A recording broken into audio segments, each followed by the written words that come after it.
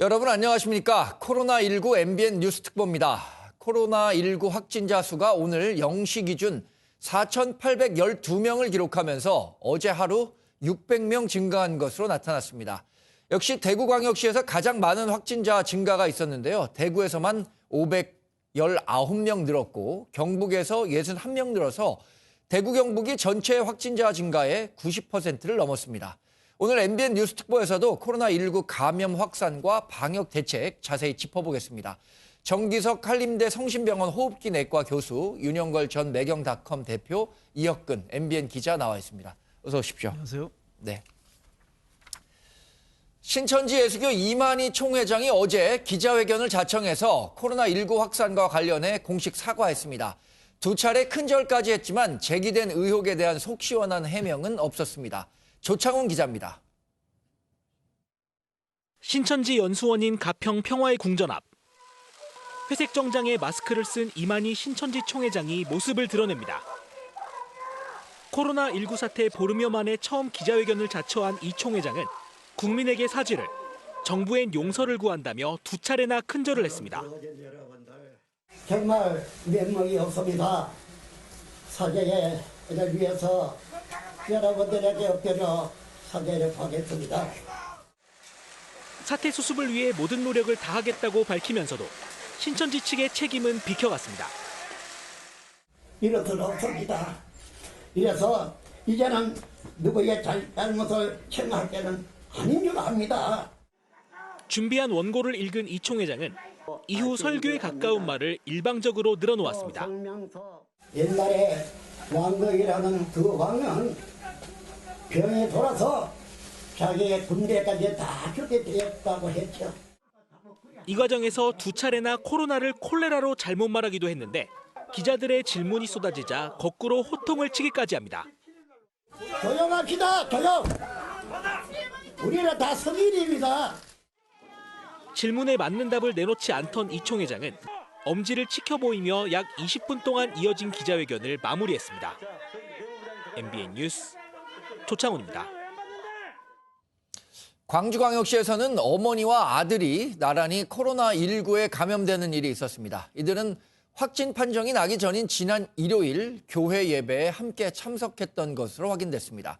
정치훈 기자가 보도합니다. 교회 앞 거리 간사랍니다. 소독약을 꼼꼼하게 뿌리며 긴급 방역 작업을 벌입니다. 40대 어머니와 20대 아들이 교회를 다녀온 뒤 이상 증상을 느껴 밤늦게 병원을 찾았다가 확진 판정을 받았습니다. 확진자 2명이 예배에 참석했다는 소식에 교회 건물은 굳게 닫힌 채 폐쇄됐습니다. 200여 명이 예배에 참석한 것으로 확인됐는데 방역당국은 밀접촉자를 분리해 격리 조치에 들어갔습니다. 방역당국은 감염 시기와 경로를 특정하는 데 주력하고 있습니다. 목사님 잘못했다 이거예요. 예배를 중단하고 어쩌니까 정부 시책에 따르자. 이게 맞는 거다 이거예요.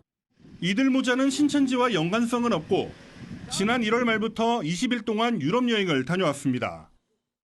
시민 피해 최소화를 위해 기독교의 예배 중단 등 협조를 강력히 요청하였습니다.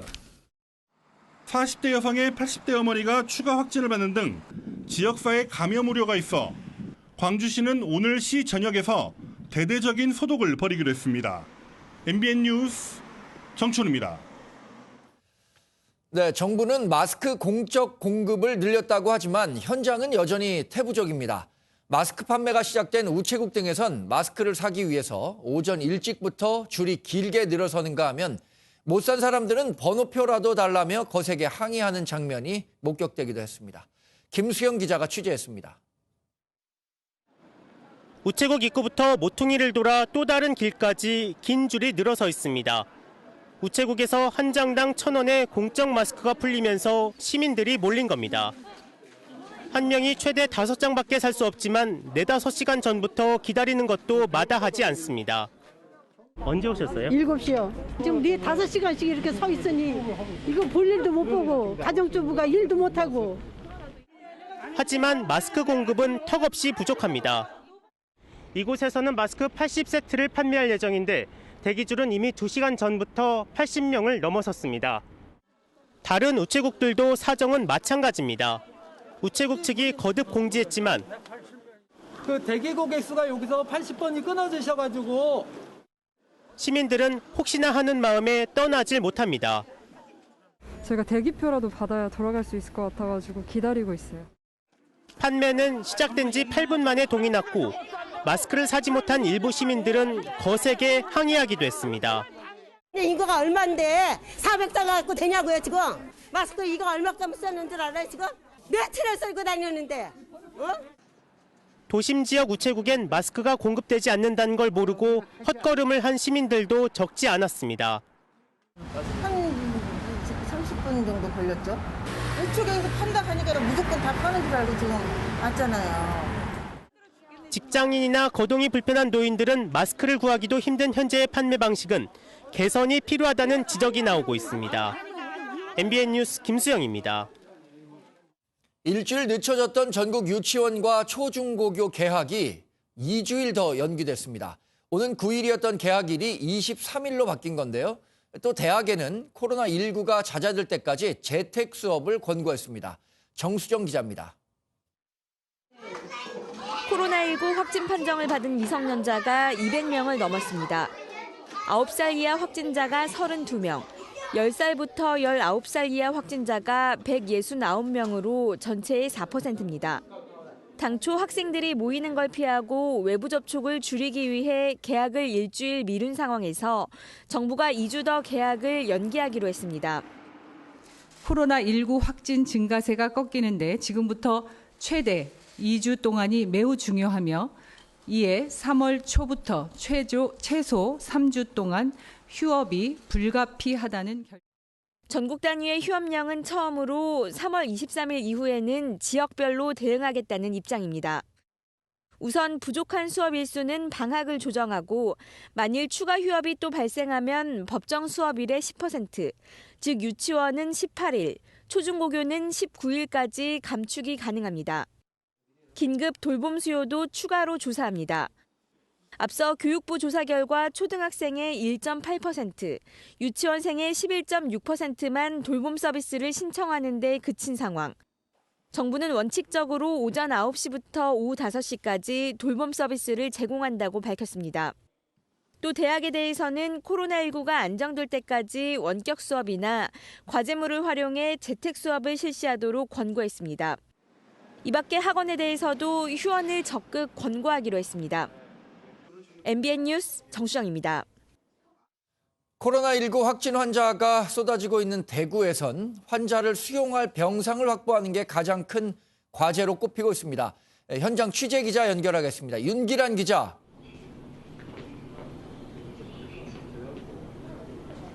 네, 대구시청에 나와 있습니다. 오늘 조금 전 발표된 자료에 따르면 대구에선 오늘 519명의 확진자가 추가돼 전국 누적 확진자 수에 3,600명으로 집계가 되고 있습니다. 대구에서만 어제 6명의 사망자가 나왔는데 오늘 새벽 1명의 사망자가 추가로 발생했습니다. 모두 기저질환을 앓던 60에서 80대 고령자들로 국내 29명의 사망자 가운데 19명이 대구에서 발생한 걸로 집계됐습니다. 대구 지역 확진자 증가세가 조금씩 줄고는 있지만 확진 판정을 받고도 병상이 없어 집에서 기다리는 환자가 2천여 명에 이르는데요. 질병관리본부는 확진 환자 중 경증 환자를 생활치료센터로 보내고 중증도 이상 환자만 병원에 격리하는 등 부족한 병상 확보에 나서고 있습니다. 대구 동구에 있는 중앙교육연수원을 생활치료센터로 정하고 어제부터 경증 환자 이송을 시작했는데요. 160개 병상이 단 하루 만에 환자로 채워지는 등 이러한 노력에도 필요한 병상을 충족시키기엔 역부족인 실정입니다. 이에 권영진 대구시장은 대통령의 긴급 명령권을 발동해서라도 3,000개 이상의 생활치료센터 병상을 확보해달라고 요청했습니다. 지금까지 대구시청에서 MBN 뉴스 윤기란입니다. 네, 코로나19 확진 환자가 오늘 0시 기준으로 전날보다 600명 늘면서 4,812명까지 증가했습니다. 대구 경북에서만 580명이 증가하면서 지금 대구 지역에선 병상 부족 현상을 굉장히 토로하고 있는 상황이죠. 교수님, 실제로 대구 경북 지역의 의료 시스템 어느 정도로 운영이 되고 있는지, 그리고 이 부분들을 어떻게 중앙정부 차원에서 지원해줘야 될지에 대한 논의가 본격화되고 있는 것 같은데 어떻게 평가하십니까? 예, 대구는 인구가 한 240만 정도로 네. 상당히 많기도 하지만 의과대학이 4개가 있고 부속병원이 있는 굉장히 의료 인프라가 좋은 도시입니다. 근데 지금 환자를 수용을 못해서 집에까지 둔다는 것은 상당히 정말로 수치스럽고 부끄러운 일이죠. 지금 2천여 명 넘게 자가 격리 상태에서 입원을 대기하고 있다고 하더라고요. 네. 그러다가 지금 입원을 대기하던 환자들 중에서 벌써 4분이 돌아가셨어요. 네. 병원에 가보지도 못하고.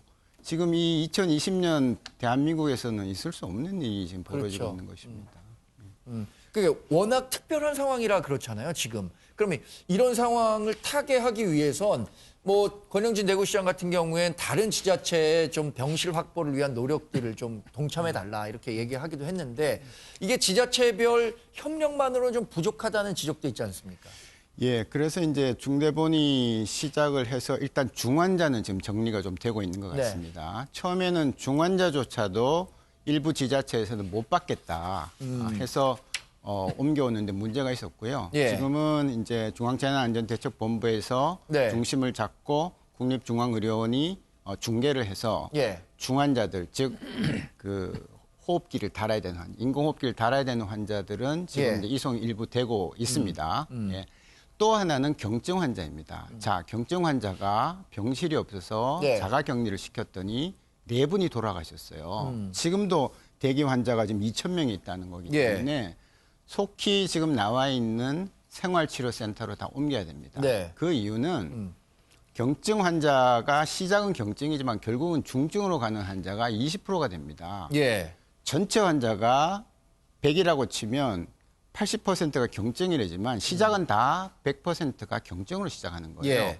그러면 어떤 분이 중증으로 갈고 어떤 분이 고도 중증으로 갈지에 대해서는 의사가 보고 판단을 하는 것인데 그것을 지금 집에다 두고 그냥 전화하고 확인을 하니 그건 진료가 없는 것이죠. 그렇죠. 예. 늦었지만 지금 남아있는 모든 환자들을 확진자들을 생활치료센터에다 속히 네. 입소를 시켜서 의료진이 볼 수 있도록 하는 것이 매우 중요하다고 생각합니다. 그래서 지적된 문제 중에 하나가 윤 대표님 이런 네. 거지 않습니까? 메르스 때의 확진 환자 수가 지금과 비교하면 비교할 수 없을 정도로 작잖아요. 그런데 그 메르스 때 만들었던 감염병 그 규정 매뉴얼을 현재까지 적용하려고 하니까 문제가 발생하는 것 아니냐. 그러니까 그 의료 감염병 치료 매뉴얼에 대한 근본적인 재검토가 필요하다라는 의견들이 제기되고 있는 거잖아요. 그렇죠. 메르스하고 지금 코로나19하고는 완전히 다르거든요. 네. 메르스도 물론 전염은 되지만은 그때 병원이라든지 이 밀폐된 일부 지역에서만 있었어요. 그렇죠. 근데 지금 코로나19는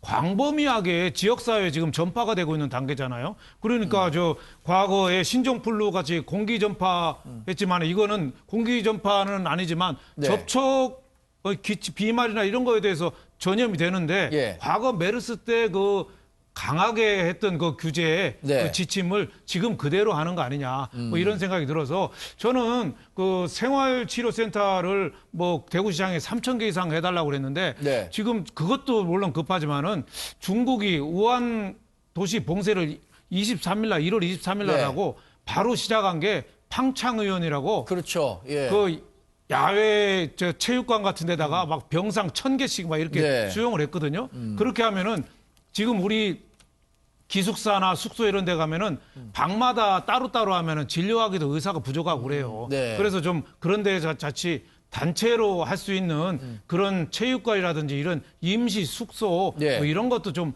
빨리 건설을 해야 되는 거 아니냐. 근데 우리가 너무 좀 안해하게 생각한 거 아니냐. 그래 총리가 대구시까지 내려갔으면 그거야 하는 일 아니에요? 예. 근데 그거 안 하고 지금 대구시장이 3,000개를 해달라. 대통령 보고 비상 긴급 명령권을 발동해달라. 이게 뭔가 지금 시스템이 명령 체계가 안 돌아가는 거 아니냐. 그래서 저는 맨 먼저 할 게 지역별 거점병원을 빨리 정해서 예. 거기 중심으로 좀 운영을 하고 또 그 팽창 의원 같이 그 야전에도 할 수 있게 빨리 그런 그 임시 건물에도 네. 빨리 저는 착공을 해야 된다. 저는 이렇게 생각하고 더 중요한 거는 지금 환자가 확진된 사람이 4,800명이 있는데 네. 이게 10,000명, 20,000명, 30,000명, 50,000명 될 최악의 시나리오까지 갖춰서 네. 지금부터 저는 준비해야 된다고 봅니다. 네.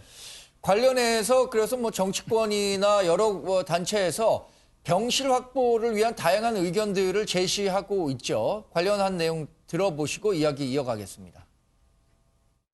신천지 소유 시설을 신천지 소속 무증상 경증 환자들의 생활치료센터로 제공하고 그 운영을 책임져 주시기 바랍니다. 코로나19 방역 대책은 시간과의 싸움입니다.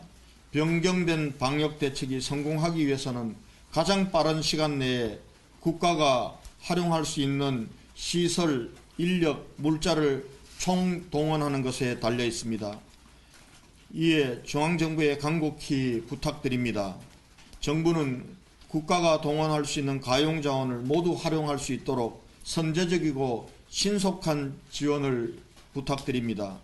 대통령님의 긴급 명령권을 발동해서라도 생활치료센터로 활용이 가능한 공공연수원, 대기업 연수원 등을 최대한 빠른 시간 내에 3,000실 이상 확보할 수 있도록 지원해 주십시오. 대구 경북 지역의 병실 부족, 의료 인프라 부족 못지않게 진료를 담당하는 의료진 부족 현상도 아주 심각한 정도에 도달했죠. 전국에 있는 의료 봉사자들이 대구 지역을 찾는다고는 하지만 여전히 폭증하는 환자들을 다 처리하기에는 굉장히 어려운 상황이죠. 그래서 군의관 조기 임관과 같은 방안들이 좀 논의되고 있고 어제 간호사관학교 졸업식에 문재인 대통령이 방문해서 간호사관학교 졸업생들에게 좀 뭐 이런 당부의 말을 하기도 했는데 어떻게 보셨습니까, 교수님? 네, 가용한 의료자원을 다 동원해야 되는 동의를 하고요. 예. 군의관 훈련이 아마 4월 한 말 정도까지 갈 겁니다. 그분들 훈련을 최대한 줄여서 네. 지금이라도 투입할 수 있으면 됩니다. 왜냐하면 군의관 훈련은 그 의료 훈련을 시키는 게 아니거든요. 그렇겠죠. 네, 그래서 충분히 가능한 그런 안이라고 생각합니다. 군의관은 그러니까 들어가기 전에 이미 그 일종의 그 트레이닝을 다 마친 상태에서 군의관을 간다는 건 거기서 병역에 관한 일부 내용만 좀 공부를 하게 되는 건가요? 어떤 과정인가요? 군의관? 네, 크게 이제 두 그룹이 있는데요. 예. 하나는 이제 의과대학을 마치고 바로 가는 분들이 있고요. 인턴을 마치고 가는 분이 네. 있고 전문의를 마치고 가는 분들이 계세요. 전문의를 마치고 간 분들은 뭐 병원에서 3년 내지 4년 생활을 다 했기 때문에 뭐 즉시 대구 지역에 투입되더라도 아무 문제가 없습니다. 네. 인턴도 마찬가지고요. 뭐 일부 의과대학만 졸업하신 분들은 숫자가 많지 않으니까 짧은 교육기간을 거쳐서 충분히 투입이 가능하리라고 봅니다. 의료진 부족 현상에 따라서 전국에 있는 의료 면허를 가진 분들 또 간호사분들이 앞다퉈 대구 지역을 방문해서 자원봉사를 하고 있죠. 관련해서 안철수 국민의당 대표가 전직의 의사였기 때문에 이번에 대구에 내려가서 이틀 연속 의료봉사를 하고 있다고 하는데 윤 대표님은 어떻게 보셨습니까? 안철수 국민의당 대표의 이번 행보. 안철수 전 대표가 정치에 뛰어들어서 처음으로 잘한 일이 대표적인 일 아닌가 싶어요. 네티즌들 가운데서도 그런 댓글을 제가 많이 봤습니다. 네, 예. 일부 뭐는 뭐 너무 보여주기식 아니냐 뭐 이러는데 저런 모습이 너무 아름답지 않아요? 저는 그래서 안철수 대표 이번에 굉장히 좋은 모습으로 봤습니다. 안철수 대표가 과거에 그 군의관 시절에 그 컴퓨터 백신 개발했다고 저 정보통신부에서 상 받고 기자실에 왔던 생각이 나요. 군복 입고 왔었거든요. 제가 참 너 잘한다. 그리고 또 굉장히 있으셨군요. 참신한 모습으로 봤어요. 네. 그래서 안철수 대표가 정치보다 이번에 봉사하는 모습 너무 좋은 모습으로 봤고 이런 모습으로 봉사하다 보면 나중에 또 국민이 부르면 또 새로운 길이 또 열리지 않겠느냐. 그래서 국민 각자가 자기가 할 수 있는 일을 헌신하는 거 저는 굉장히 좀 좋은 모습으로 봤습니다. 근데 이런 그 사진이 공개된 이후에 네티즌들이 여러 좀 좋은 평가를 많이 내렸습니다. 그런데 이걸 뭐 또 정치적으로 판단하는 분들도 있었어서 안철수 국민의당 대표가 의사 생활을 안 한 게 언젠데 지금 의사 면허를 갖고 있느냐, 무면허 진료하느냐 뭐 이런 것들에 대한 문제 제기도 있었어서 이 부분에 대해서는 국민의당에서는 어떤 얘기를 했습니까? 뭐 의사 면허는 한 번 가지면은 뭐 저기 의사 선생님도 오셨지만 뭐 평생 가는 거고 지금 그 안철수 대표가 그 의사 자격으로 하는 건데 예. 고도의 숙련된 뭐 진찰하고 이건 아니잖아요. 예. 그러니까 좀 숙련도가 좀 떨어지는 이런 봉사를 하는 데는 제가 보기에는 뭐 전혀 문제가 네. 없지 않느냐. 국민 각자가 지금 의료가 3가지가 부족한 게 예. 저기 병상, 의료진, 방호 장비 3개 아니에요? 네. 이제 의료진이 무너지면은 사실 의료 시스템이 무너지는 거잖아요. 그래서 국민 각자가 저렇게 할 수 있는 자격이나 그 기능을 예. 갖고 봉사한다는 건 굉장히 좋은 일로 많이 권장해야 된다고 봅니다. 네. 코로나19 확진자가 이제 5천 명 가까이 육박하면서 이 코로나19 바이러스가 어느 정도의 뭐 치명률을 갖고 있는지 전파 속도가 얼마나 빠른지에 대한 이해가 이제 조금씩 국민 여러분들께서도 하고 있는 것 같습니다. 치명률을 보니까 확진자의 0.5% 그리고 70대 이상은 3% 넘는 치명률을 갖고 있다고 하는데 이 전체 확진자와 70대 이상의 사망률이 이렇게 다른 건 어떤 이유가 있을까요? 네, 우리가 이제 제일 위험 그룹이라고 얘기하는 고령층입니다. 예. 중국의 7만 명 그 데이터를 보면요.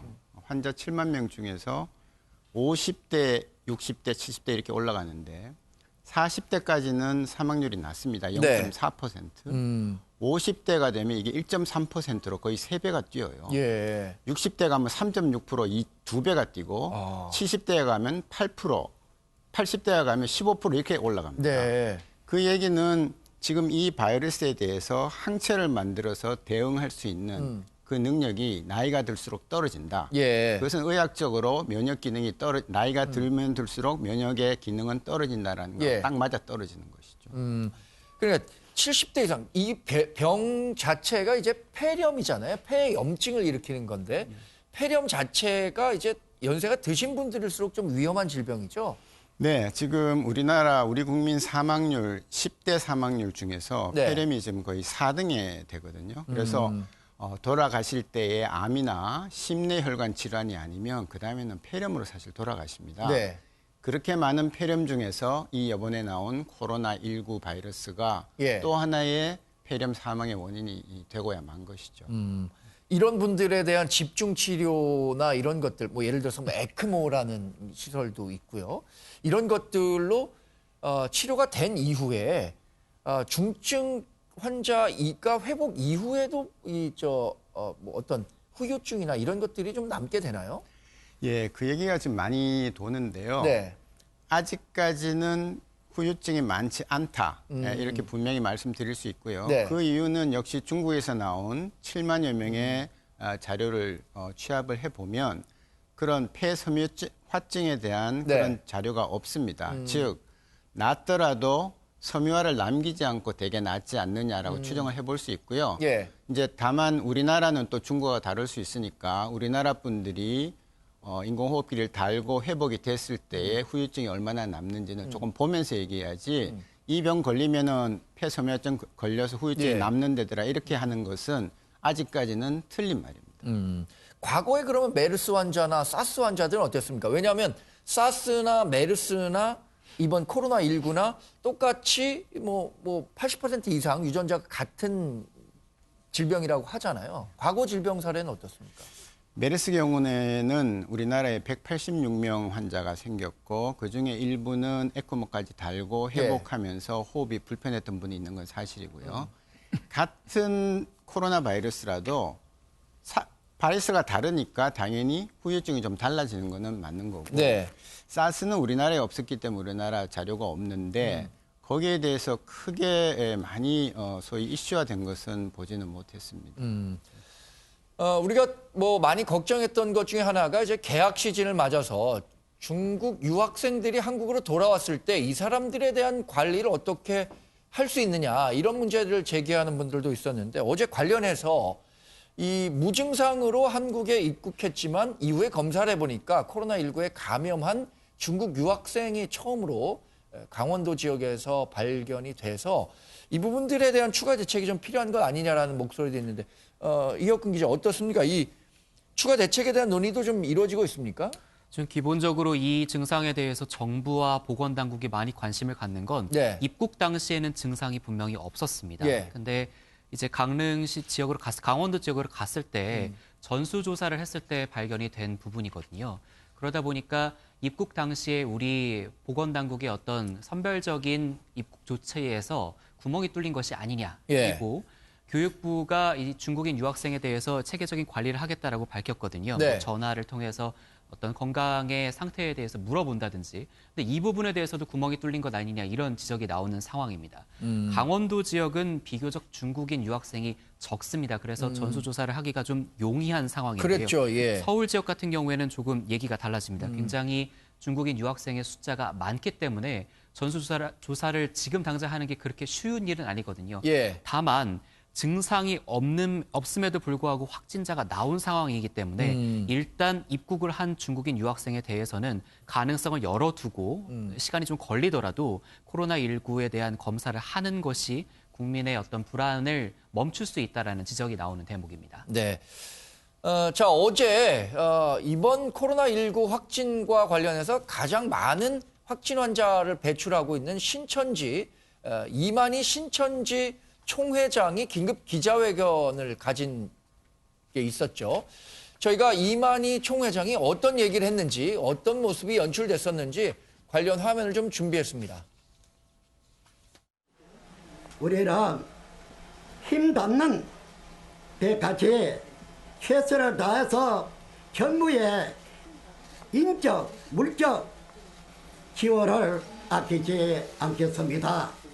국민 여러분들 뭐라고 이 사람 사죄해야 하겠습니까? 정말 면목이 없습니다. 사죄를 위해서 여러분들에게 엎드려 사죄를 구하겠습니다.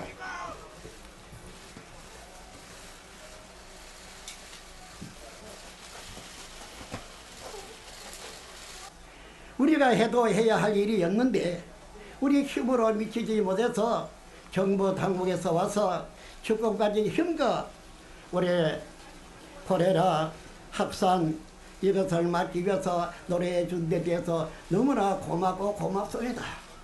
이 정부에게도 이 사람 용서를 구합니다.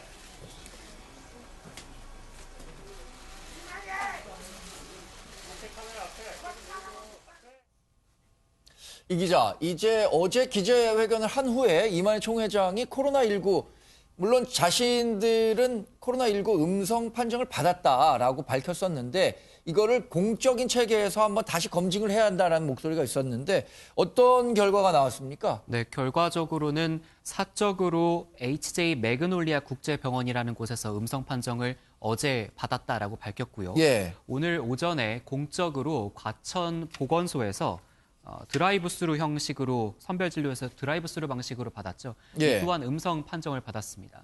그리고 누리꾼 사이에서 좀 많이 이슈화가 됐던 게 이 이만희 총회장이 2번 절을 하고 예. 또 기자회견을 끝나고 나서 들어가면서 엄지를 치켜 세우는 네. 동작을 잠깐 했었거든요. 과연 뭐 사죄를 하고 죄송하다라고 하는 사람이 왜 끝나고 날 때는 엄지척을 하고 들어갔느냐, 왜 엄지를 치켜 세웠느냐. 일반적으로 우리나라에서는 엄지를 치켜 세운다라는 이 제스처가 예. 무엇인가 좋다 아니면 잘 되고 있다라는 뭐 당연히 것을 그렇죠. 네, 네네. 그런 사회적 맥락으로 읽히기 때문에 이 제스처에 대한 어떤 의문점이 있었습니다. 그리고 계속 쭉 진행을 하다가 마지막에 질의응답 시간에 좀 호통을 치는 모습도 보였습니다.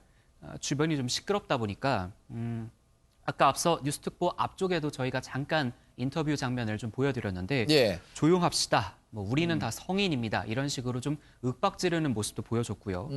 질서가 없으면 난장판이 된다. 이런 언급도 했습니다. 네. 이 부분에 대해서 이제 일각에서 좀 나오는 지적이 신천지 교인들 가운데 자신의 어떤 교적을 신분을 좀 숨기고 있다가 특히 대구에 있었던 보건소의 팀장이 한번 그런 적이 있었죠. 자신이 교인인 사실을 숨기고 있다가 선별진료소 그 보건소에 있던 전체 직원이 일시적으로 자가격리가 되면서 우리 방역 체계에 구멍이 뚫린 적도 있었습니다. 그렇죠. 이런 이런 사건도 있었는데 과연 이 부분에 대해서 질서가 없으면 난장판이 된다라는 것을 신천지의 대표격인 이만희 총회장이 언급하는 것이 옳은 것인가 이거에 대한 좀 논란이 있었던 부분입니다. 그러니까 마지막에 뭐 엄지를 치켜 세우는 모습 같은 건 상당히 좀 부적절한, 그러니까 사과를 하라고 나온 자리에서 부적절한 그 제스처가 아니었나라는 판단이 있는 것 같고요.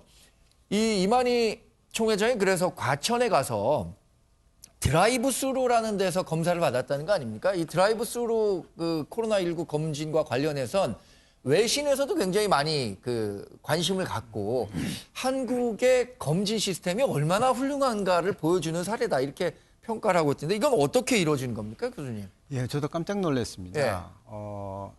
저는 세계 최초라고 생각했더니 예. 또 어떤 분이 뭐 외국에 한번 한 적이 있었다 이렇게 얘기를 하기도 하는데요. 예. 여러 가지 점에서 굉장히 좋은 시스템입니다. 첫째는 대중교통을 이용하지 않고 그렇죠. 어떻게 하든 자차를 가지고 와서 온다는 그런 장점.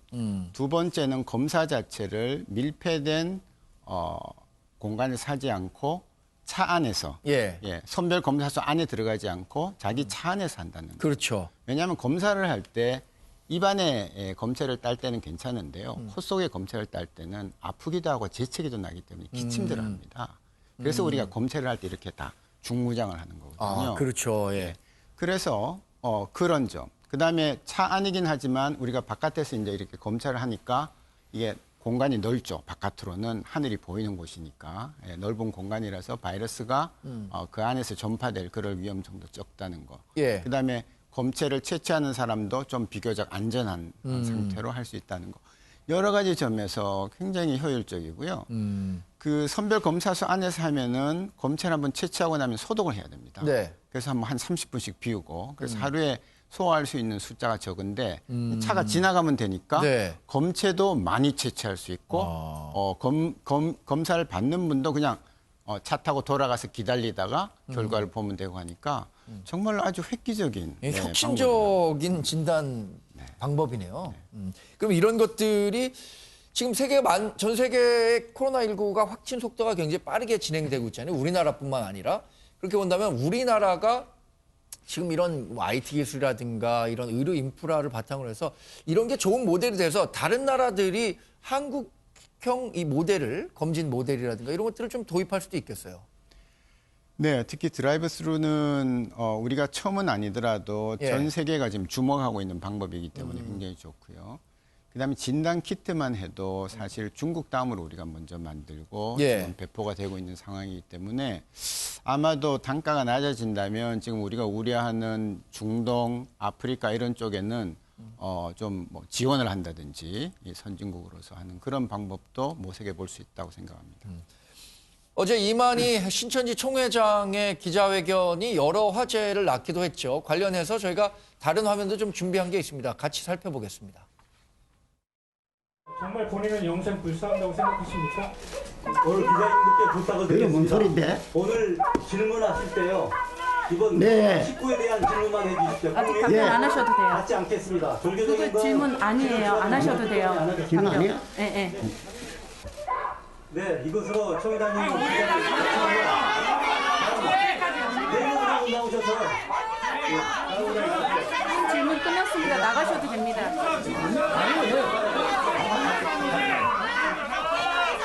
잠깐만요. 조용합시다. 조용. 우리는 다 성인입니다. 이러면 조용하고 질서가 없으면 난장판이 돼서 안 됩니다. 윤 대표님은 갑작스런 그 이만희 총회장의 기자회견 자청한 내용 어떻게 보셨습니까? 우리가 무언가를 할 때는 뭐 자기가 하고 싶은 얘기 또 의도가 이렇게 저 안에 숨어 있잖아요. 네. 저는 두 가지로 봤습니다. 하나는 신천지 교도가 31만 최고 보잖아요. 그 사람들한테 나 건재해. 이거를 알려주는 거죠. 그리고 또 하나는 정부에서 지금 수사 지금 계속 하고 있잖아요. 그러니까 본인이 올해 연세가 90인데 어떻게 될지 모르잖아요. 불안하잖아요. 그러니까 나와서 사과도 하고 그 희생양이라는 모습을 보여주려는 거죠. 내가 열심히 한다. 그래서 국민한테 절 한번 하고 또 정부 관계자한테 절 한번 하고 열심히 희생양의 모습을 보여주는데 너무 신천지를 폐쇄하니까 내가 도와주고 싶어도 못 도와준다. 뭐 이런 식으로 희생양인 모습을 보여주는 게 아니냐. 그래서 희생양을 보여주려고 일부러 잘 짜여진 그 어눌한 모습 그걸 퍼포먼스식으로 난 네. 준비한 거 아닌가 싶어요. 일부러 조용히 합시다 하고 큰 소리 치고 여러분들 성인입니다. 뭐 네. 이렇게 하고 또 교 예. 지도자는 부모 같은 사람이고 신도는 또 자식 같다 뭐 이런 식으로 그러게요. 계속 좀 어떻게 보면은 좀 이해가 안 가는. 그러니까 처음에는 예. 약간 그 긴장도 하고 예. 사과의 진정성도 좀 느낄 수 있는 부분이 있었지만 갈수록 태도나 이런 것들이 자기가 이제 신천지 예. 교인들을 다루는 듯한 그렇죠. 그런 예. 태도가 자꾸 나오더라고요. 그렇죠. 그래서 제대로 좀 준비했다면은 사과문만 읽고 절하고 실무 책임자가 예. 앞으로 조치 사항을 이렇게 얘기할 텐데 본인이 끝까지 다 얘기해 버렸어요. 예. 저는 잘 준비된 퍼포먼스다 이렇게 봅니다. 나 잡아가 봤자 네. 소용없어. 나 약간 좀 그래. 뭐 이런 모습을 좀 보여준 거 아니냐. 그 시계도 일부러 예. 보여주잖아요. 네. 저 90된 어른이 반팔 와이셔츠 입고 시계를 박근혜 이름 찍힌 시계를 왜 차고 나왔겠어요. 예. 이번에 신천지가 제일 많이 환자가 나온 게 대구잖아요. 그렇죠. 대구가 예. 박근혜 대통령의 또 선거 고향이기도 하고 네, 네. 지역구가 거기 있었잖아요. 예. 그런 모습, 내가 희생양이라는 모습을 보여주려는 고도의 저는 처세다. 저는 이렇게 봅니다. 그래서 지금 말씀하신 것처럼 이만희 총회장이 차고 나온 시계에 대한 관심, 그러니까 이 사과의 내용보다는 오히려 시계가 저 어떤 의미를 담고 있느냐, 그리고 이미 전 정부 사람들은 많은 인터뷰를 통해서 저 시계는 가품이다, 정식 청와대가 만든 시계가 아니다라고 주장을 하고 있어요. 이런 논란들은 어떻게 진행되고 있습니까, 이 기자? 네, 지금 바로 이 시계가 예. 큰 절을 할 때 딱 보이게 되는 그런 모양새였습니다. 예. 그러니까 절을 2번 하면서 한 2차례 언론의 어떤 카메라에 노출이 됐던 그런 상황인데요. 예. 논란이 되자마자 박근혜 전 대통령 측의 유영하 변호사는 예. 이 시계는 가짜다, 가품이다 이렇게 정식적으로 언론사에 알려오기도 했습니다. 네. 일단 디자인이 다르다라는 대목인데요. 금장으로 된 시계를 이만희 총회장은 차고 있었고 예. 실제 그 박근혜 정부에서 만들었던 시계는 은장 시계였다라는 부분이 첫 번째 대목이었고요. 그리고 디자인 자체로 봤을 때도 그 날짜 부분이 있고 없고의 차이가 있다. 이런 네. 식으로 해서 이만희 총회장은 결국 박근혜 정부에서 정식적으로 만든 시계가 아니라 가품을 찬 것이다. 이렇게 논란이 됐었습니다. 그리고 네.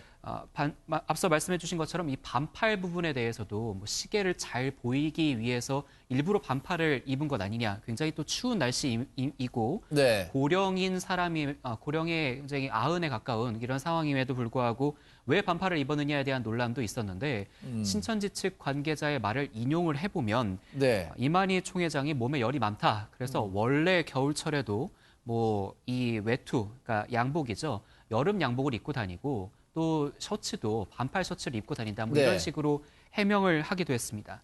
제가 법리적인 부분을 하나를 좀 더 짚어드리면요. 네. 왜 이렇게 앞서 말씀하신 것처럼 뭐 피해자 내지는 희생양 같은 이야기를 했을까? 객관적인 팩트만 살펴봤을 때 현재 피고발인 신분입니다. 지금 예. 검찰청에 수사를 받고 있는 그런 상황이 되죠. 물론 지금 강제 수사가 진행이 되지는 않았습니다. 다만 고발인 조사는 진행이 되고 있는 상황입니다. 수원지검과 중앙지검에 2건의 고발건이 들어와 있고 신천지 그리고 이만희 총회장은 만약에 어떤 형사적인 처벌이 확정이 된다면 물론 네. 전제를 하는 것입니다만 어떻게 하든지 자신에게 유리한 것을 많이 쌓아놔야 된다는 겁니다. 말은 한 대목을 살펴보면 고의가 아니었다. 그리고 뭐 이 사람 내지는 신천지라는 우리 단체가 예. 최대한의 노력을 하고 있다. 정부와 보건당국에 많은 협조를 하고 있다. 다만 지금 뭐 또 시설적인 면이나 사람적인 인력적인 면에서 시설이 폐쇄되고 사람이 없기 때문에 느려서 그런 것뿐이다라고 해명 내지는 예. 변명을 하고 있는 것이거든요. 자신에게 어떤 형사적인 절차가 진행이 됐을 때 유리한 고지를 좀 점하려는 포석이라고도 해석을 해볼 수 있습니다. 저는 그 기자회견 과정에서 기자회견 내용보다 이 시계를 박근혜 정부 뭐 기념 시계를 차고 있는지 그게 진짜인지 가짜인지에 대해서 더 많은 관심을 갖게 되는 이런 현실이 좀 안타깝다는 생각도 들었습니다. 사실 대통령 문양, 대통령 이름이 적혀 있는 그 시계 같은 기념품은 아주 어렵게 구할 수 있는 건 아니잖아요. 사실 뭐 예를 들어서 조금 뭐 관련이 있는 사람들로부터도 받을 수도 있는 것 아닙니까? 네, 대표님? 그렇죠. 네. 뭐 근데 이제 박근혜 전 대통령은 다른 대통령보다는 그 소량으로. 기념품 시계를 네. 많이 생산 안 했어요. 그렇습니다. 옛날에 예. YS, 김대중 대통령, 이명박 대통령까지는 시계가 예. 집집마다 몇 개씩 있을 정도로 많이 좀 뿌렸거든요. 많이 근데 돌아다녔죠. 박근혜 전 네네. 대통령은 아주 소박하게 은장으로 해서 저 날짜도 안 나오게 해서 소박하게 네. 해서 아주 소량을 뿌려서 그때 좀 그거 좀 구하려는 또 굉장히 민원도 청와대에 쇄도하고 할 정도였어요. 네. 근데 그거를 아직까지 차고 있는데 그게 또 가짜다. 네. 그리고 은장이 아니라 금장이다. 저거는 일종의 정치적인 제스처 아니냐. 네. 본인은 정치적인 거라 그렇죠. 아니라고 네. 생각할지 모르지만 정치적인 제스처 아니냐 이런 생각이 좀 듭니다. 박근혜 대통령 재직 시절에 사실 그 시계 가짜 제품이 유통이 돼서 이게 뭐 검찰이 수사를 해서 가짜 제품을 유통한 사람을 체포한 일도 있었다고 하더라고요. 이 TK 지역 신천지 신도를 중심으로 확진자가 굉장히 큰 폭으로 증가했었는데 이제 TK 지역 신도에 대한 전수조사는 끝났다는 소식이 들어와 있습니다. 이렇게 되면 교수님 좀 확진자 증가세가 조금 둔화될 수도 있지 않겠느냐라는 기대감을 갖는데 교수님은 어떻게 보십니까? 네, 그렇게 봅니다. 지금 신천지 교도들을 대상으로 한 검사가 양성률이 80%가 그렇죠. 나오고 있어요. 예, 꽤 높았죠. 그리고 지금까지 저희가 우리나라에서 한 검사가 한 9만 건에 예. 한 4,000명, 5,000명 나오기 때문에 양성률이 한 5%가 좀 나오고 네. 있습니다. 결국 이 양성률이 이제 꺾이면서 예. 전체적으로 발생률도 좀 꺾일 수 있다는 전망을 해보지만 예.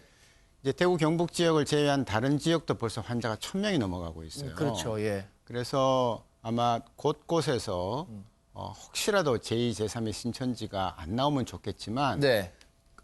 나오든 안 나오든 간에 곳곳에서 조금씩 확산은 하고 예. 그 확산의 끝은 아직까지는 알 수가 없다. 그렇게 네. 볼 수가 있습니다. 네. 네, 오늘 말씀 고맙습니다. 코로나19 신규 환자가 오늘 0시 기준으로 600명 증가해서 전체적으로는 4,812명까지 증가했습니다. 이 가운데 대구, 경북에서 발생한 환자가 580명으로 전체 확진 환자의 90%가 넘는 수준이죠. 그래서 대구, 경북 지역의 의료 인프라 부족 현상이 아주 심각한 수준까지 치달은 상황입니다. 정부는 여튼 그 대구, 경북 지역에 대한 재난 지역 선포라든가 여러 가지 지원 대책을 마련하고 있는데요. 저희 오후 MBN 코로나19 뉴스 특보를 통해서 자세한 소식 더 많이 접해 주시길 바랍니다. 오늘 시청해 주셔서 고맙습니다.